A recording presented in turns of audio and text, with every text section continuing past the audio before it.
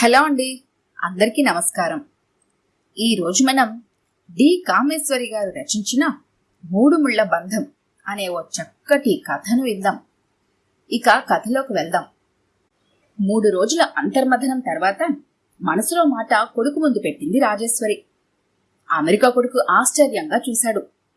గత 10 ఏళ్లలో ఎన్నిసార్లు రమ్మని పిలిచినా ఏదో ఒక వంక చెప్పే అమ్మ తనంతట తనుగా నన్నోసారి నీతో తీసుకెళ్తావా, కొన్నాళ్లుండి రావాలనుందిరా అనడం సంతోషంతో పాటు ఆనందాన్నిచ్చింది.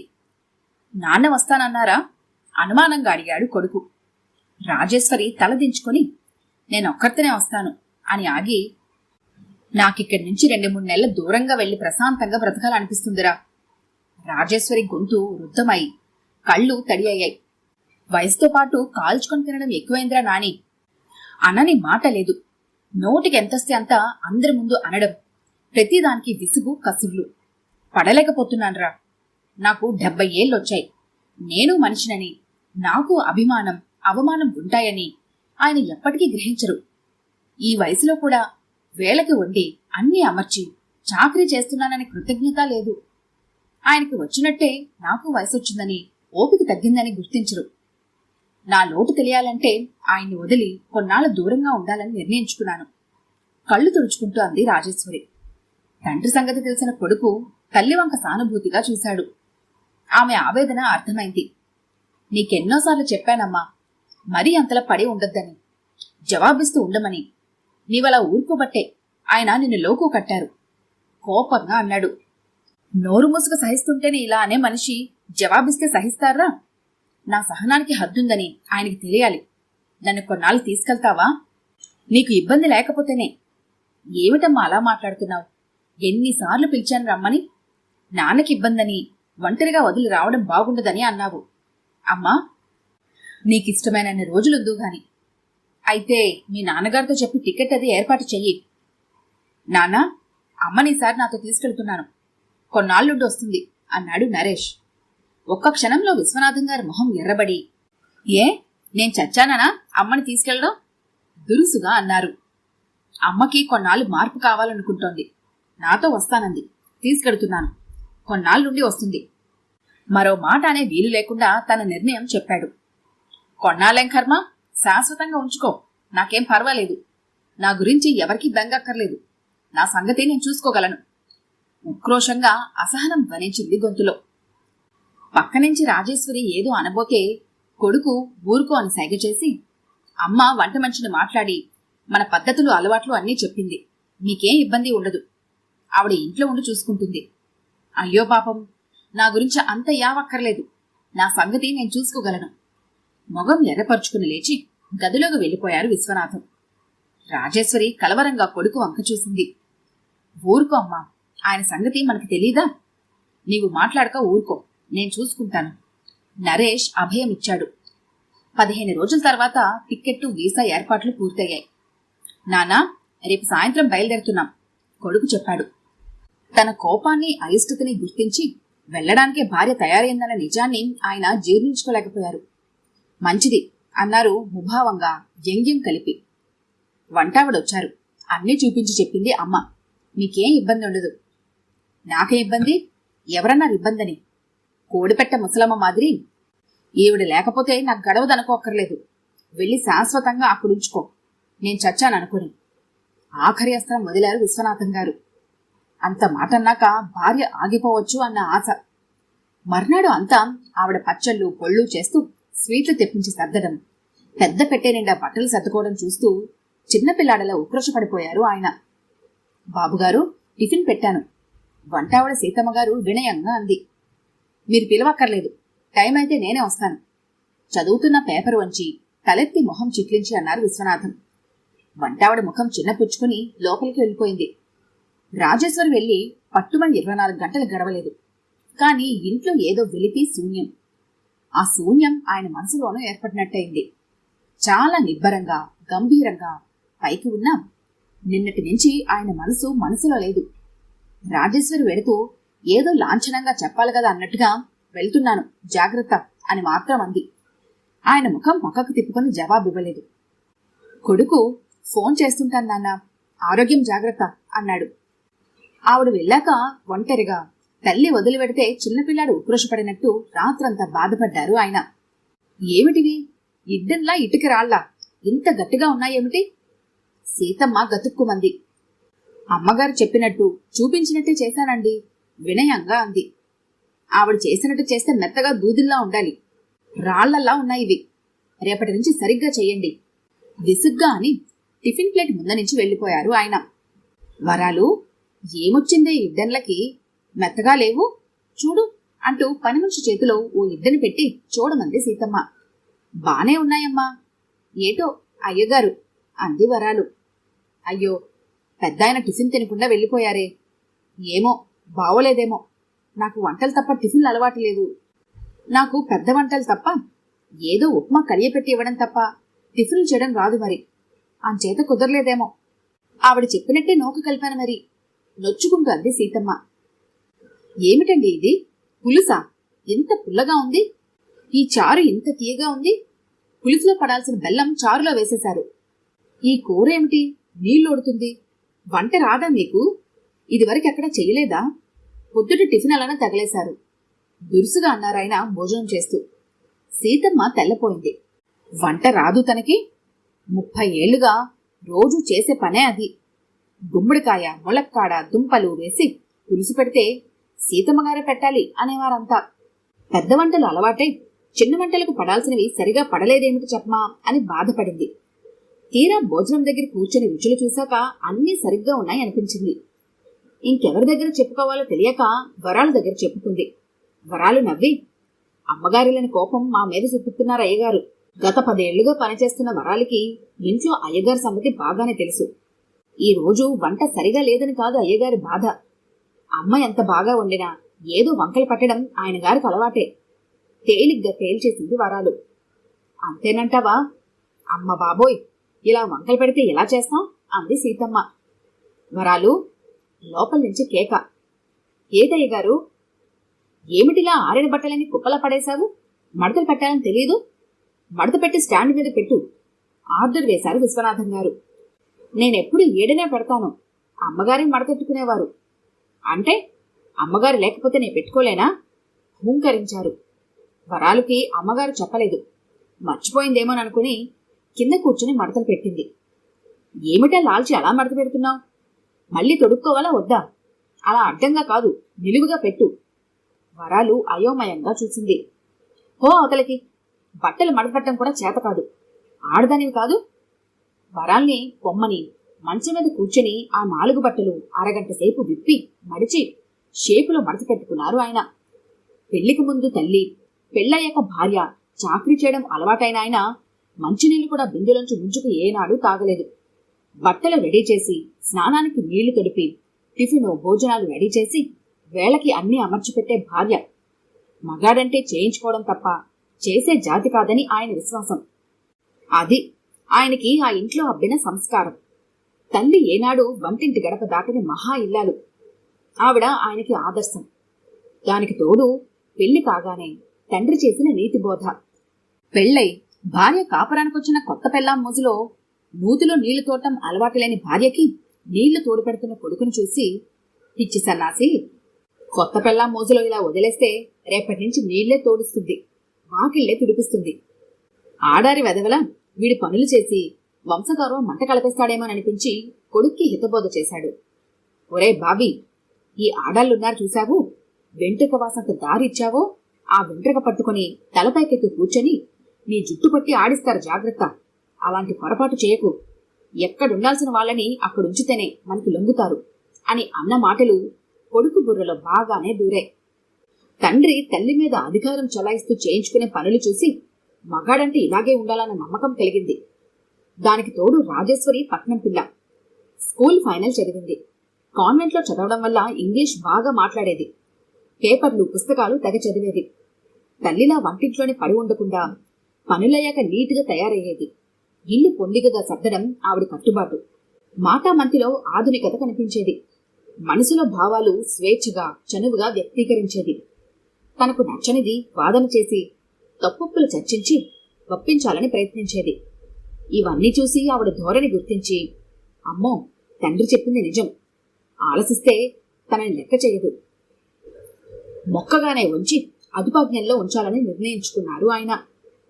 ఆవిడ చెప్పింది ఒప్పుకోకుండా మగాడి మాట ఆడది వినాల్సిందే, ఆడది వంటింటి వరకే పరిమితం అన్న విషయాన్ని ఆవిడికి వంట పట్టించుకునేందుకు కాస్త ఇబ్బంది అయింది ఆయనకి.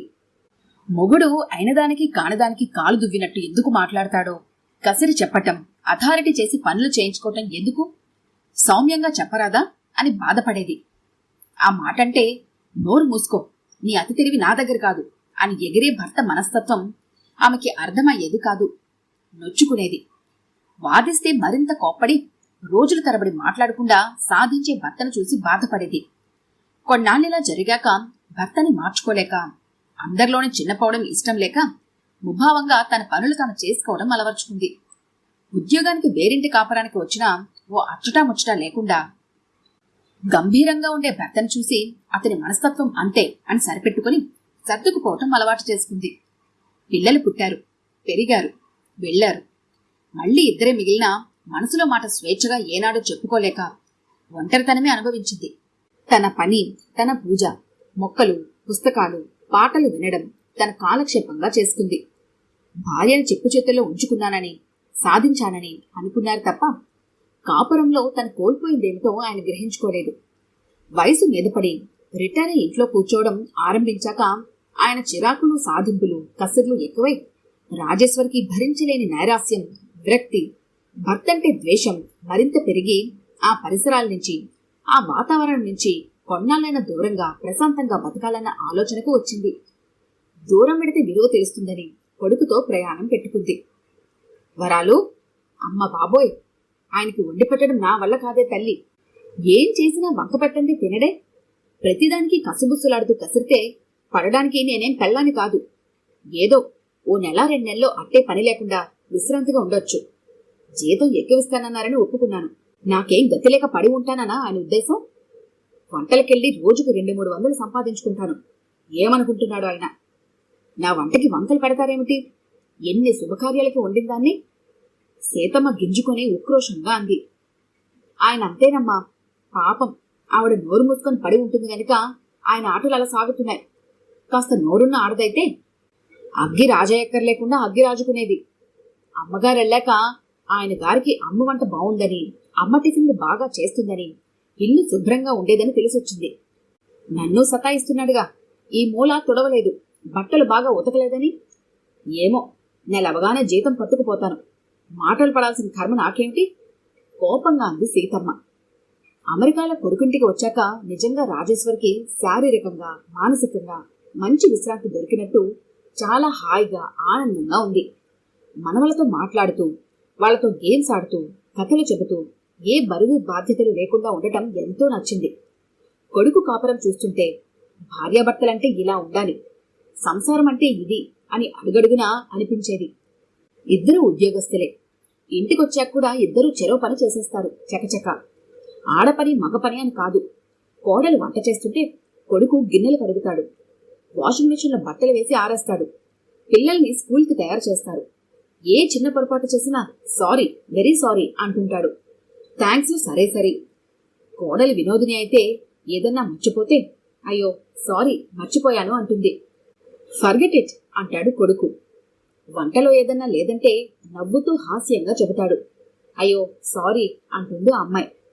ఒక్క పూట ఈ ఉప్పు కారమో ఎక్కువైతే కావాలని చేసినట్టు దెప్పే భర్తతో కొడుకుని పోల్చుకోలేకుండా ఉండలేకపోయింది. పోనీలే, కొడుక్కి తండ్రి వారసత్వం రాలేదు. కోడలు అదృష్టం అనుకుంది. రాత్రంతా డైనింగ్ టేబుల్ దగ్గర ఎన్నో కబుర్లు చెప్పుకుంటూ భోంచేస్తారు. పిల్లలు చెప్పినవి శ్రద్ధగా ఉంటారు. అనుమానాలు, సందేహాలు ఓపిగ్గా వివరిస్తారు. పిల్లల్ని ఎంత ముద్దు చేసినా ఊ అనగానే కళ్ళతో వారిస్తే ఆగిపోతారు. ఇలాంటి పెంపకం తన పిల్లలకి ఉండేదా? తండ్రంటే భయం తప్ప ప్రేమ, భక్తి ఉండేవా? భార్యాభర్తల మధ్య అన్యోన్యత, అనుబంధాలు, అనుభూతులు పంచుకోవడం ఏమున్నాయి తన కాపురంలో? 1 వే ట్రాఫిక్ లాగా ఆయన మాట, ఆయన పంతం, ఆయన అధికారం తప్ప ఇచ్చిపుచ్చుకునే ఆనందం తన సంసారంలో ఏ రోజు దొరకలేదు. అన్ని సంపదల్ని మించింది భార్యాభర్తల మధ్య అన్యోన్యత అన్నది వీళ్ల సంసారం చూశాకే మరీ మరీ తెలుస్తుంది అనుకుంది రాజేశ్వరి.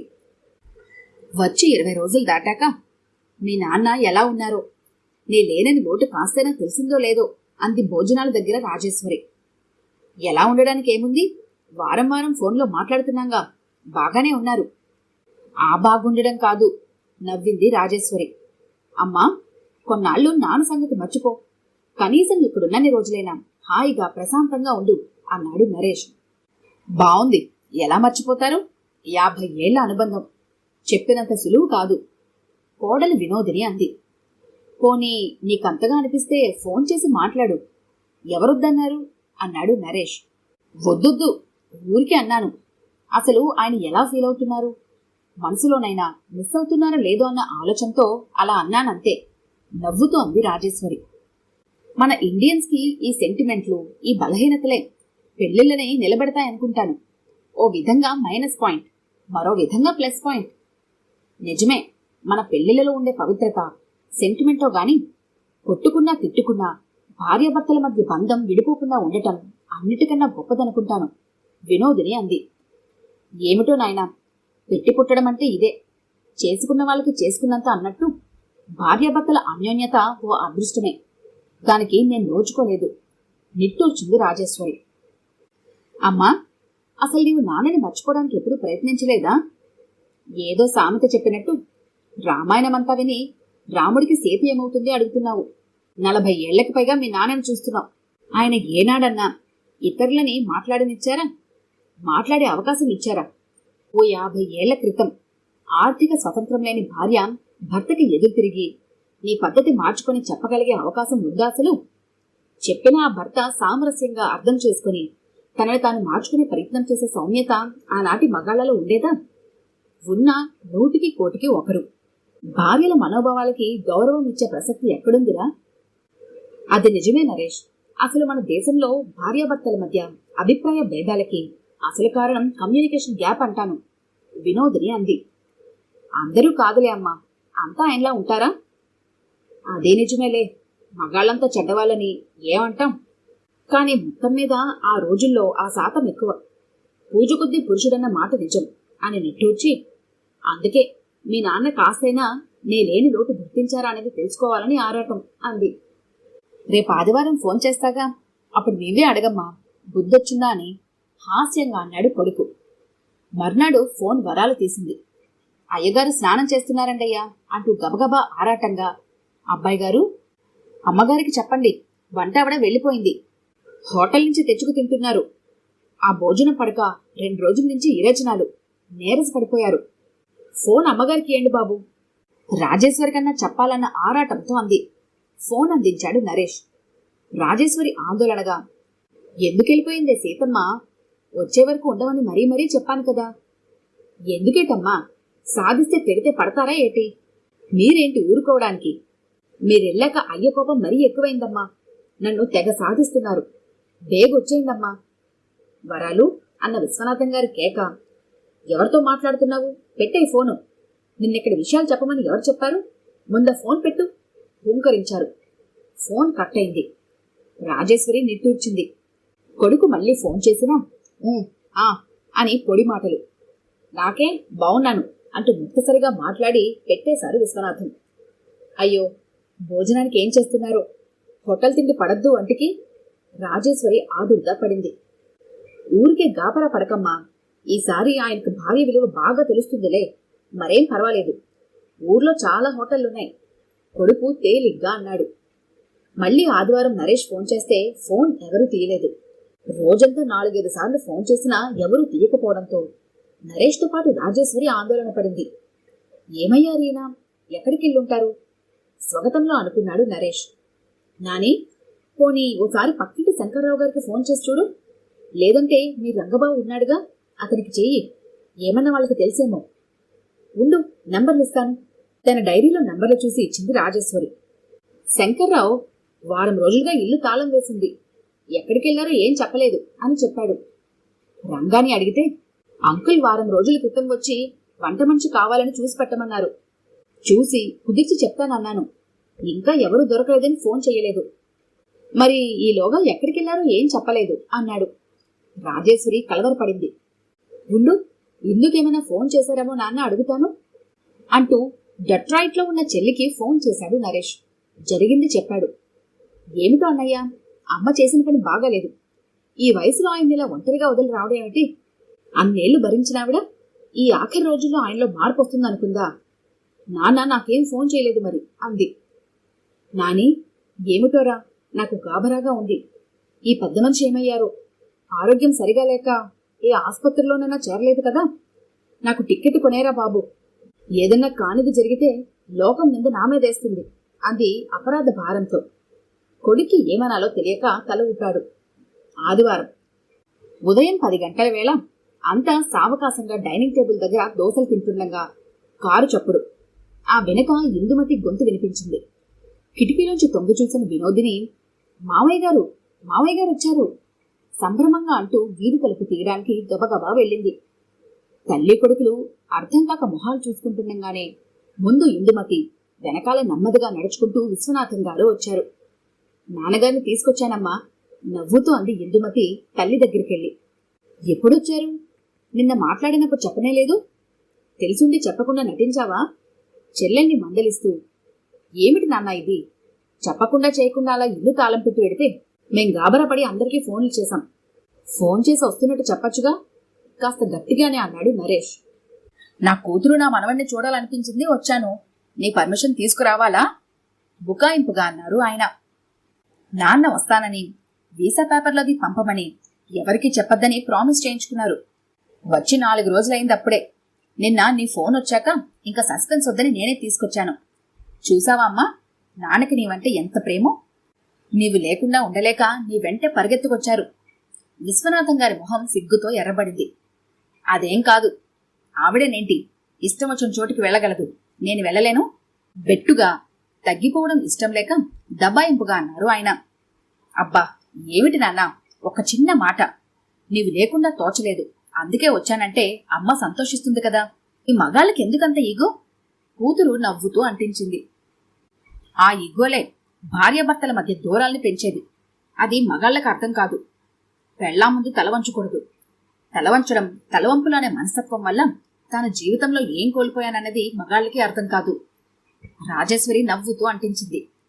భార్య వంక గుర్రుగా చూసి, నేనెప్పటికీ తలవంచని వీరుడినే గర్వంగా తలెగరేశారు ఆయన. భార్యాభర్తలు ఒకరి ముందు ఒకరు తల వంచాల్సిన అవసరం ఉందని చెప్పడానికి ఒకరి చేతిలో ఒకరి తల ఉంచి పెళ్లితంతులో జీలకర్ర బెల్లం పెట్టించడంలో భావం అదే. అవసరమైతే భార్య ముందు భర్త తల వంచితేనే ఆ సంసారంలో సామరస్యం ఉందని చెప్పకే చెప్పడం. అలాగే నలుగురిలో భార్య కాళ్లు పట్టుకుని మెట్టెలు పెట్టిస్తారు. సంసారంలో అన్యోన్యత, అనురాగం ఉండాలంటే అవసరమైనప్పుడు భర్త కాళ్ల బేరానికి దిగాలి. అందులో సిగ్గుపడాల్సింది లేదని చెప్పడానికి అనుకుంటాను, రాజేశ్వరి అంది. అబ్బో, మీ అమ్మకి పడమటిగాలి బాగా వంట పట్టినట్టుందే. మాటలు జోరుగా వస్తున్నాయి. పిల్లల గురించి రీసెర్చ్ చేసినట్టు మాట్లాడుతుంది హేళనగా అన్నారు ఆయన. అవును, ఇన్నాళ్లు నోరిప్పకపోవడమే నేను చేసిన పెద్ద తప్పని ఇక్కడికొచ్చాకే బాగా అర్థమైంది. ఆడది నోరు విప్పితే తిరుగుబాటు ధోరణిలాగా కనిపిస్తుంది మగాడికి. Daddy, whatever you say, అమ్మ చెప్పినాలో నిజం ఉందని మీరే ఒప్పుకోవాలి. ఇప్పటికైనా బెటర్ లేట్ దన్ నెవర్ అన్నాడు కొడుకు. అన్నయ్య, నాన్నగారు ఇలా రావడంలోనే అర్థమవడం లేదు అమ్మ మీద ఎంత ప్రేమో. మన 3 ముళ్ళ బంధం గట్టిదన్నయ్యా, లేదనుకోవడం అంత సులువు కాదు. విశ్వనాథం గారి మొహం సిగ్గుతో ఎర్రబడింది. పంతంగా తల అడ్డంగా తిప్పుతూ భార్య వంక తలగెరేసి చూసి, I will never surrender to her. పంతంగా అన్న గొంతులో సామరస్యం తప్ప పట్టుదల కనబడలేదు. కొడుకు కూతురు నవ్వారు. ఆయన మొహం చూస్తూ రాజేశ్వరి నవ్వుకుని, ఏడుసార్లండి, 4 రోజులకే మొహంలో పళ్ళు కళ్ళు వెళ్ళుకొచ్చాయి, బొకాయించకండి అని చెవి మెలేసి చెప్పాలనిపించింది. వెంటనే అంత సామరస్యం, సరసం ఉంటే ఇంక కావాల్సిందేముంది అనిపించింది. చిన్నప్పుడు కొడుకు అన్నం తినని మారం చేస్తూ ముద్ద నోట పెట్టకుండా పెదాలు బిగించి కూర్చుంటే, పిచ్చి వెదవాయమ్మ, అమ్మ మీద కోపం వస్తే అన్నం మీద చూపిస్తారా అంటూ సుతారంగా నెత్తిన జల్లకాయ వేసినట్టు మొగుడి నెత్తిన ఒకటేసి లాలించాలనిపించింది ఆ క్షణాన ఆవిడిలోని తల్లి మనసుకి. ఈ కథ కనుక మీకు నచ్చినట్లయితే లైక్ చేయండి, షేర్ చేయండి. మరిన్ని ఇంట్రెస్టింగ్ కథల కోసం మా ఛానల్ని తప్పకుండా సబ్స్క్రైబ్ చేసి